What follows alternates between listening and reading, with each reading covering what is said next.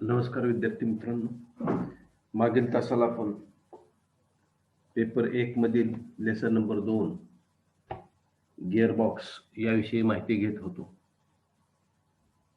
मागील तासाला आपण गिअरबॉक्सचा पहिला प्रकार म्हणजे स्लायडिंग मेश गिअरबॉक्स, त्याची रचना, कार्यपद्धती, फायदे तोटे याविषयी माहिती पाहिली. आज आपण गिअरबॉक्सचा दुसरा प्रकार म्हणजे कॉन्स्टंट मेश गिअरबॉक्स त्याची माहिती पाहणार आहोत. या कॉन्स्टंट मेश गिअरबॉक्सची लेआउट डायग्राम तुमच्या समोर स्क्रीनवरती दिलेले आहे.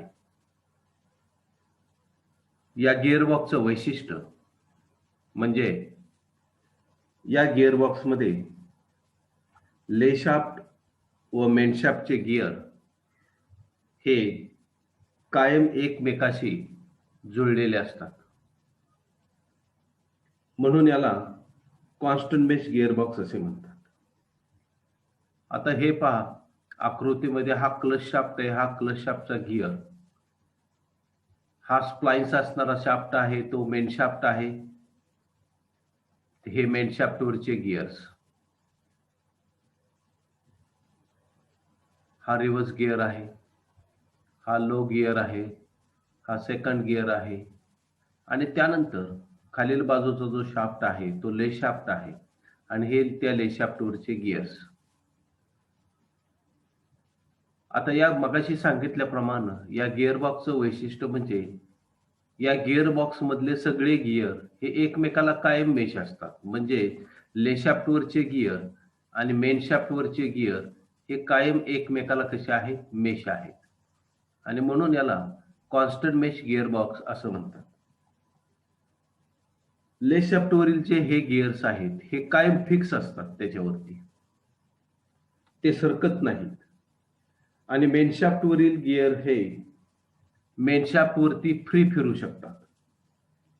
मेन शाफ्टवरती स्प्लाइन्स असतात आणि मेन शाफ्टवरील गिअरचा संबंध मेन शाफ्टशी जोडण्यासाठी याच्यामध्ये डॉग क्लच दिलेला असतो आणि डॉग क्लच हा मेन शाफ्टवरती सरकू शकतो व त्याच्यासोबत फिरवू शकतो.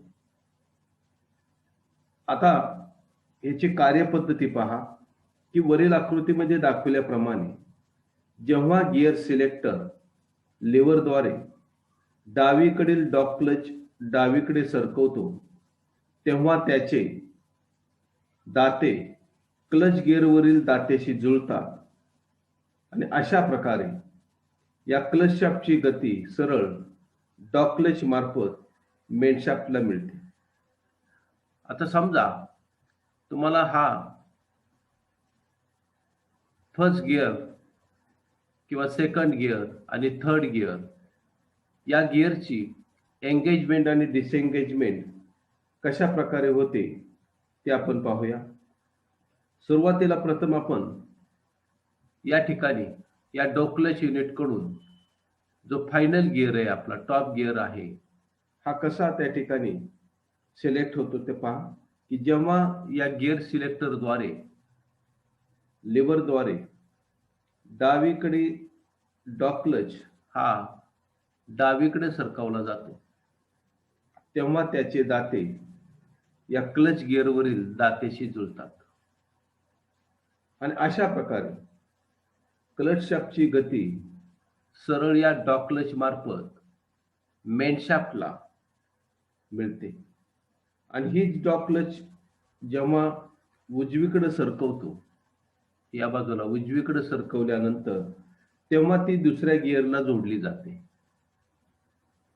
आणि अशा प्रकारे आपल्याला दुसरा गिअर मिळतो. म्हणजेच या क्लच शाफ्टची गती ले शाफ्टवरच्या या गिअरला दिली जाते, या गिअरकडून या गिअरला, या गिअरकडून या गिअरला, आणि या गिअर हा मेन शाफ्टवरती ही काळ्या कलरचं जे दाखवले ती बुशिंग असते, त्यामुळं हा गिअर या मेन शाफ्टवरती फ्री असतो.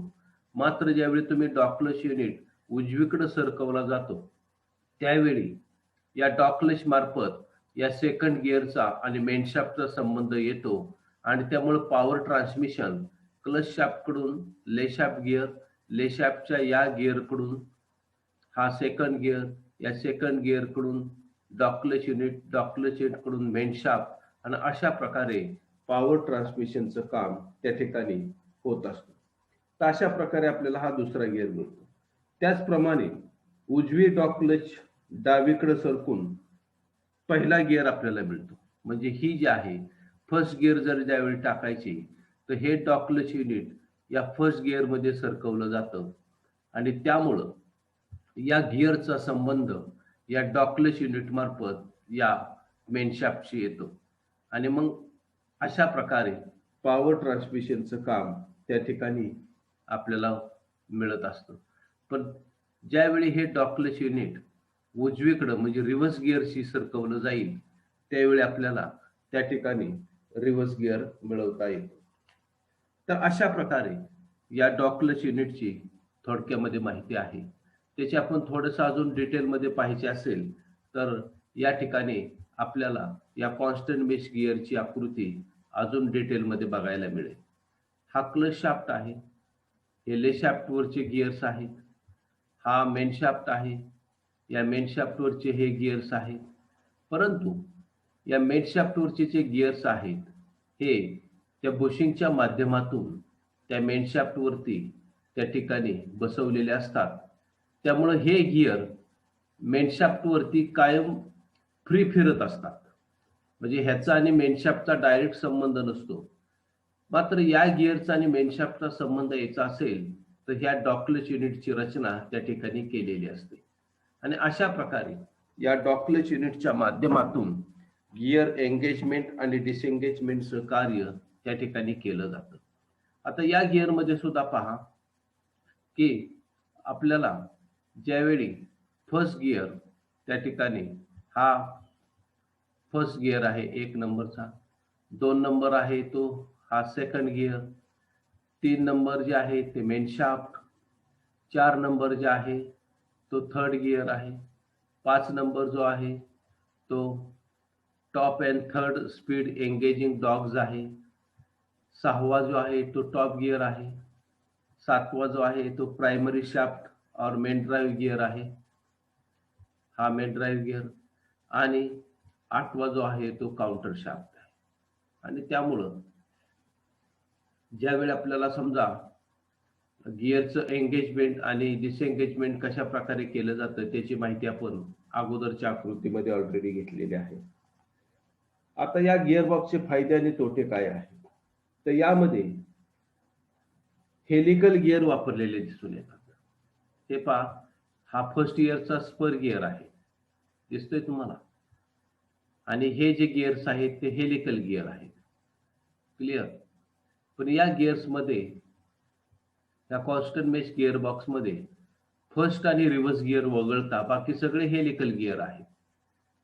आणि यामध्ये हेलिकल गिअर वापरल्यामुळे एकाच वेळी 2 ते 3 दाते एकमेकांच्या संपर्कात येत असल्याने एका दात्यावरती लोड न येता तो विभागला जातो. या कॉन्स्टंट मेश गिअर बॉक्सचा दुसरा फायदा की गिअर बदलताना जास्त ताकद लावावी लागत नाही. तिसरा फायदा, गिअर बदलताना आवाज येत नाही. आणि चौथा जो फायदा आहे तर या हेलिकल गिअरमुळे गिअरबॉक्सचा आकार व वजन कमी होते. आता या गिअरबॉक्सचे जसे फायदे आहेत तसे काही तोटेही आहेत. तोटा नंबर 1, याचा दुरुस्ती अवघड आणि थोडीशी खर्चिक आहे. त्याचप्रमाणे हेलिकल गिअर असल्याने या गिअरबॉक्सची किंमत थोडीशी वाढते आणि त्याचप्रमाणे गिअरचा संबंध जास्त येत असल्याने म्हणजेच एक गिअर या दुसऱ्या गिअरला ज्यावेळी मेश होतो त्यावेळी एका गिअरच्या 1-2 दाताचा संबंध दुसऱ्या गिअरच्या 1-2 दाताशी येतो आणि जास्त संपर्क असल्यामुळं घर्षण होतं. घर्षणामुळं त्या ठिकाणी जरा उष्णता वाढत असते. तर अशा प्रकारे या कॉन्स्टंट मेश गिअरबॉक्सची थोडक्यात माहिती आहे आणि फायदे तोटे. त्याच्यानंतर आपण पुढचा जो गिअरबॉक्स पाहणार आहे तो म्हणजे सिंक्रोमेश टाइप ऑफ गिअरबॉक्स. आता या सिंक्रोमेश टाइप ऑफ गिअरबॉक्स आणि कॉन्स्टंट मेश गिअरबॉक्स या पद्धतीचा गिअरबॉक्स हल्लीच्या बहुतेक सर्व गाड्यांवरती उपयोगात आणला जातो. आणि या गिअरबॉक्सची रचना कॉन्स्टंट मेश गिअरबॉक्स सारखीच असते. फक्त फरक एवढाच आहे की कॉन्स्टंट मेश गिअरबॉक्स मधील डॉग क्लच ऐवजी यात एक सिंक्रोनायझिंग युनिट बसवलेलं असतं. म्हणजे ही जी तुम्हाला पितळी रिंग दिसते आहे ही कॉन्स्टंट मेश गिअरबॉक्स मध्ये दिसत नाही. दिसते ही पितळी रिंग, ही कॉन्स्टंट मेश मध्ये दिसत नाही. ही फक्त सिंक्रोमेश टाइप ऑफ गिअरबॉक्स मध्ये. आता सिंक्रोमेश म्हणजे काय? तर सिंक्रोमेश म्हणजे दोन गिअर जोडताना त्यांची गती एकसारखी करणे होय. दोन सारख्या गतीने फिरणाऱ्या भागांना एकत्र जोडणे त्यामुळे सुलभ जाते. उदाहरणार्थ समजा आपल्याला एखाद्या चालत्या बसमध्ये चढवायचे असल्यास आपण बस बरोबर प्रथम पळत जातो व ज्यावेळी गती एकसारखी होते त्याच वेळी आपण बसमध्ये चढतो. त्याचप्रमाणे दोन सारख्या गतीने फिरणाऱ्या गिअर्सना जोडणे सहज शक्य असते. याच तत्वानुसार दोन गिअरची गती सारखी करून त्यांची जोडणी करणाऱ्या साधनास सिंक्रोनायझिंग युनिट असे म्हणतात. आणि सध्याच्या बऱ्याचशा गाड्यांमध्ये सिंक्रोनायझिंग युनिट हे सर्व गिअर्सना बसवलेले असते. ते फक्त हाय गिअरवर बसवलेले व लो गिअर्स वरती सध्या डॉग क्लच युनिट्स दिलेले असतात आणि त्यामुळं वाहनाची किंमतही कमी होते. आता या सिंक्रोनायझिंग युनिटची रचना कशा प्रकारची असते पहा. आता वर आकृतीमध्ये दाखवलेलं आहे.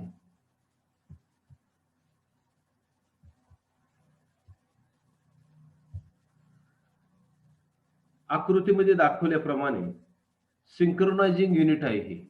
हे सिंक्रोनायझिंग युनिट आहे. दिसतंय तुम्हाला? हे सिंक्रोनायझिंग युनिट आहे.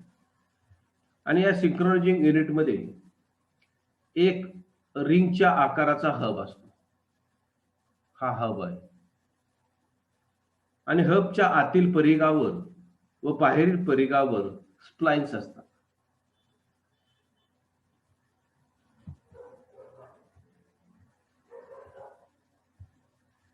हा तुम्हाला हब दिसतोय. आतील परिघावर आणि बाहेरील परिघावरती त्याच्यावरती स्प्लाइन्स आहेत.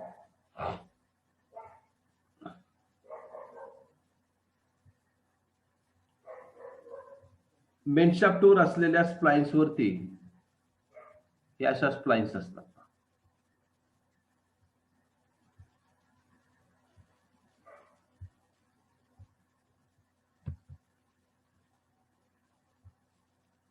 हा मेनशाफ्टवरच्या स्प्लाइन्स तुम्हाला या ठिकाणी दिसत आहेत. क्लिअर? तर मेनशाफ्टवर असलेल्या स्प्लाइन्स वरती हब बसवलेला असतो. हबच्या बाहेरील परिघावर सिंक्रोनायझिंग स्लीव असते. म्हणजे ही स्लीव दिसते. त्याच्यामध्ये हे गिअर शिफ्टिंगच्या साहाय्याने तिला टू अँड फ्रो म्हणजे पुढं मागं सरकवली जाते. सिंक्रोनायझिंग स्लीवच्या आतील बाजूने स्प्लाइन्स असतात.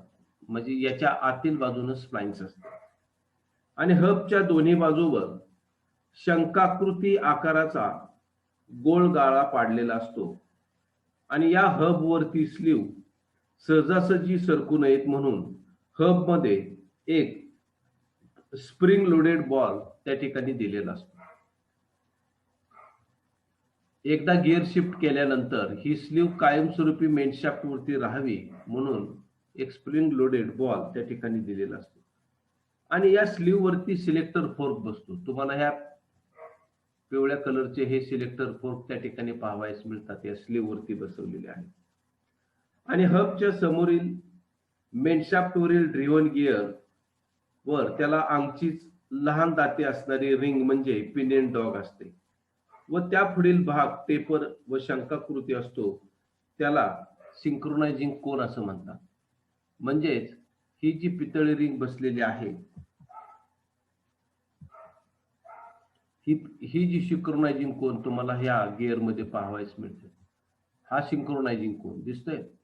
या प्रत्येक गिअर वरती एक त्याच्या अंगचीच लहान दाते असणारी रिंग असते, म्हणजे ह्याला पण पिन एंड डॉग असं म्हणतो, किंवा त्याला सिंक्रोनायझिंग टिक, आणि हा सिंक्रोनायझिंग कोन असतो. आणि या टेपर भागावरती ही पितळी रिंग, त्याला पण सिंक्रोनायझिंग रिंग असं म्हणतो, ती बसवलेली असते.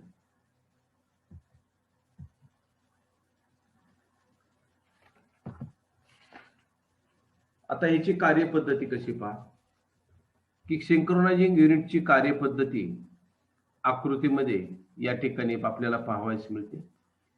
ज्यावेळी आपल्याला गिअर टाकायचा असतो तेव्हा ती स्लीव ड्रिव्हन गिअरकडे सरकते. म्हणजे ही जी स्लीव आहे, जो गिअर तुम्हाला एंगेज करायचा आहे त्याच्यावरती ती सरकवायची असते.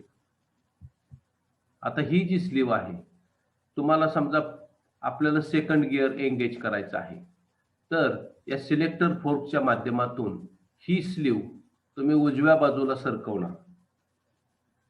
परंतु स्लीव ही हबवर बसवलेली असल्याने स्लीव सोबत हब ड्रिव्हन गिअरकडे सरकतो. म्हणजे ही स्लीव हबसह या रिंगकडे सरकतो.